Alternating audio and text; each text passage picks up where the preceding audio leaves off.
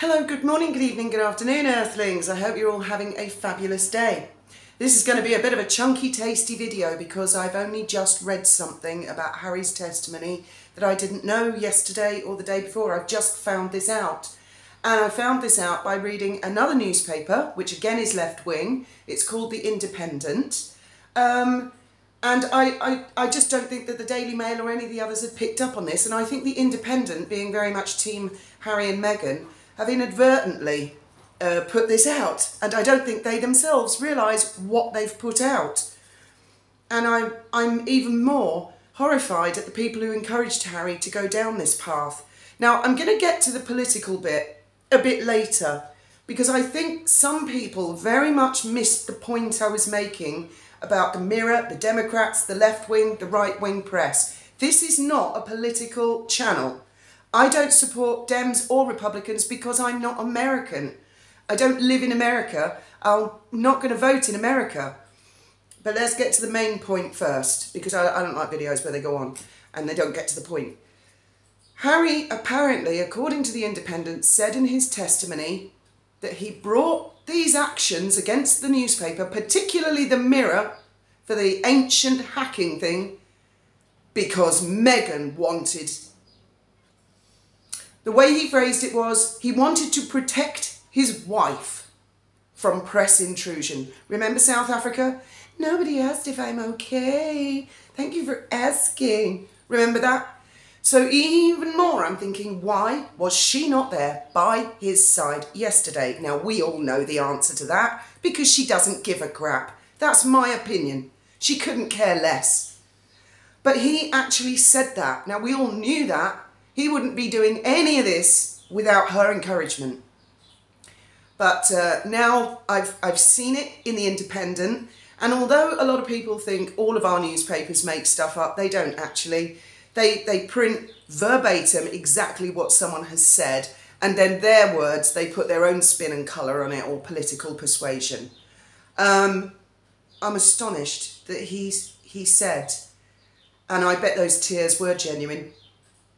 I know a lot of you think left eye and all that. I don't think Harry's capable of that. I think he's off his tits on drugs most of the time. And personally, I fear he will top himself. That's an English expression for ending one's life. I fear that. I fear that Meghan has driven him so far.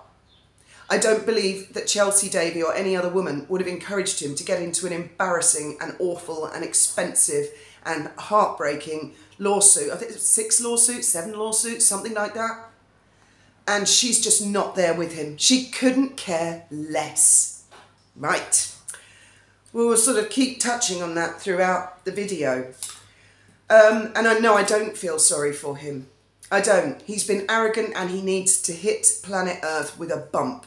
And I think he's had several bumps, but because he's so stubborn and he doesn't want to say, okay, you were right, I was wrong, she's a bitch, the worst thing I ever did was marry her, right? Because he's so stubborn, he's had to have bump, bump, bump, bump, and this has been a hell of a bump. There was the booing at the Jubilee. That was the first bump. He's just been mollycoddled all his life, wrapped up like a spoilt little prince, that he's surrounded by yes men. He clicks his fingers, they do what he wants, and the booing of the crowds was the first thing. You know, I think he thought he could walk on water. I'm Diana's son, you know, I can do whatever I like. I'm going to be popular just because I'm Diana's son. And I think there's been a succession of bumps. New York Taxi was a bump. But this with someone sitting down calmly and forcing him to face up to the fact that he didn't have the answers to the questions, and getting him to understand why he's ended up here. And I'm so glad it's happened. I'm glad it's happened. And what we're seeing now is a broken man. And it's not us that has broken him. There are plenty of other people who are in the media. There are people who get it a lot worse in the media. Believe me, what Harry and Meghan get is not that bad. I see people there are literal lynch mobs baying for their blood. The newspapers and members of the public. They are literally public enemy number one, and I don't see them crying. They keep their head down and they get on with life. I'd also like to again recommend, its name is Alan Robertshaw, barrister, who's doing a channel with Black Belt Barrister, Art, Media and Law. I'll put a link in the description to the video again. And thank you very much, Mr. Robertshaw, for commenting on my video yesterday. Awesome! I was thrilled. And I loved your comment because you explained, he trains barristers, new barristers, young barristers, how to cross-examine and interrogate.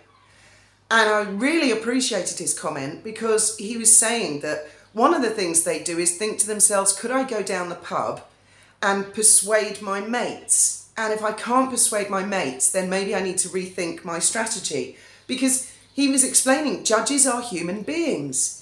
Now, I saw a barrister on GB News, and I have to say, I've never heard of him before. He works in the Division Court at King's Bench with Mr. Justice Fancourt and others, and he's very familiar with the way that particular court works. And he was saying they're very forensic, that the judge won't be annoyed at all, he will dismiss all of that. Well, I don't know about that. I think judges are human beings. I really do, and there's a human brain in there. Cut them and do they not bleed? I just don't buy that. No human being can completely put something out of their mind. And he said another really interesting thing, which I think it was just because he was on TV. He said, oh, in the UK, we're not allowed to coach our clients. We're not allowed to coach witnesses. Well, I'm sorry, I can't believe the legal profession has changed that much in all the years since I was involved. My barrister, Richard Cherrill, the rule is you're not allowed to be left alone with your barrister. Your solicitor has to be there for the client's protection. So, I don't know, I think it's because barristers can't be sued or something. Anyway, me and Richard Cherrill, my barrister, we were left alone plenty. That is a reality. Although it's a rule, you're not allowed to be left alone with your barrister. Trust me, plenty times solicitors don't turn up, they're late, they're not on time, and you get to spend quality time alone with your barrister. Yes, it's against the rules, but the reality is, well, it always was in my day, that's what happened. And thank God, because although my solicitor was spectacular, he'd missed some pretty bloody critical things, and it was because I was on the warned list, and I was sitting in court. I had to sit there from 9 till 4 every day, you know, week in, week out, waiting for my name to be called. So I got to spend quality time with Richard, and I mentioned to him that my lawyer had missed a couple of points that I thought were crucial. And he said, oh my God, they are. That's a make or break. Why didn't the solicitor tell me before? And I said, I don't know, I guess he's busy. So thank God I got time with my personal barrister. But it's against the rules. But that's the reality of life. You see these people say things on TV, on mainstream media, and you think that's the way it actually happens in real life, and real life is very different. And yes, judges are human, and yes, I do believe the judge will be taking a lot into account. I bet he's aghast at the moment. And one point that barrister made on GB News that was interesting, and I'd already wondered, is Sherborne going to pull out some expert witness who's going to explain how hacking works? I mean, these are barristers, they're and judges, experts in the law, they're not experts in technical stuff. So I was wondering if some technical expert's going to come forward. I seriously doubt it. I seriously doubt it. Anyway, so that's barrister coaching, and David Sherborne is known. I am aware of him. I have seen him in the news. He's a very famous barrister. They call him the A-list barrister. So I'm shocked that he's allowed this to get this far, and I'm shocked at newspapers like The Independent and The Guardian, who have actively encouraged this. I'm not saying they've spoken to Harry, but they've egged him on. That's been part of the camp. I'm shocked at all the people, Omid Scobie, but mostly Meghan. So what's happened? This is an archaic phone hacking allegation. And everybody's been saying, why bring the action now? Why? Well, because of her. She didn't know anything about it. He told her about it. And she went, oh, right, let's use that. Let's use that. And Piers Morgan at one time, correct me if I'm wrong, he was the editor of The Mirror. Now Piers, I don't know if Piers is left-wing or right-wing. Piers is just out there. He's very good at playing devil's advocate. He's very good at spiking things up. So I have no idea what his political affiliations are because, you know, he'll jump this way, he'll defend the right, he'll defend the left. He's a real free speech advocate, whether you like him or love him, and I'm not commenting either way. But this brings me to the political bit, because for a long time, a lot of people have felt that Meghan has backing from somewhere because she wins all the time. I've never really gone along with that school of thought for one reason. She's an idiot. Who would want to back her? It's been obvious from the beginning, this is all going to end horribly. And if, for example, the Democratic Party in America are backing her, they should be getting a refund roundabout now. I didn't see her going to Obama's birthday party. I don't see Oprah Winfrey shouting from the rooftops, sticking up for her these days. You know, I never really felt it. So my point yesterday was really to Meghan's supporters, because a lot of you, it's interesting, isn't it, how the very mention of a political party can trigger people, me included, you know, just, oh, I don't like this, I don't like that. But this is not a political channel. I'm interested in PR, I'm interested in narcissism, because we've had our own personal problems. And part of the PR is understanding media publications and whether they lean to the left or the right or the centre ground and where they are coming from. Without understanding that, and this is the huge mistake Harry has made, he clearly doesn't understand that the newspaper he's attacking, the Mirror, because he's got blinkers on and he and Meghan, all they can think is Piers work for the Mirror, hate Piers, hate Piers, hate Piers. Their ever-diminishing fan base, I get the impression, are supporters of the Democrat Party in America. That's not to say that all Democrats support them.